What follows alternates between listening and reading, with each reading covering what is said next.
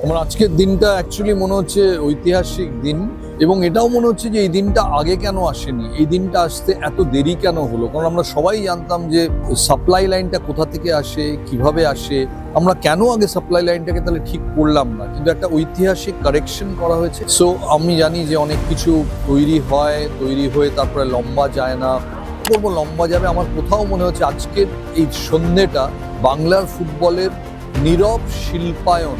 শিল্প মানে শুধু কিন্তু ইন্ডাস্ট্রি না, ফুটবলটাও একটা শিল্প। বাংলা ইন্ডাস্ট্রিটা নীরব শিল্পায়ন, তার মৌ চুক্তি আজকে স্বাক্ষরিত হলো। সো এখানেও তাই, এখন কিন্তু ওঠার রূপটা আগের মতো নেই। এখন রূপটা হচ্ছে কিন্তু তুমি টেলিভিশনের মাধ্যমে মানুষের কাছে যাবে, লোকে তোমায় দেখবে। এবং আমি স্বপ্ন দেখি যে একটা ছেলে জেলার এই ফুটবলে 5 জনকে কাটিয়ে গোল দেবে, এবং তাকে রিক্রুটাররা বলবে যে এই ছেলেটাকে নাও, কারণ এই ড্রিবলিং দেখার জন্য মাঠে লোক আসবে। তখনই এই আজকের দিনটা সার্থকতা হবে।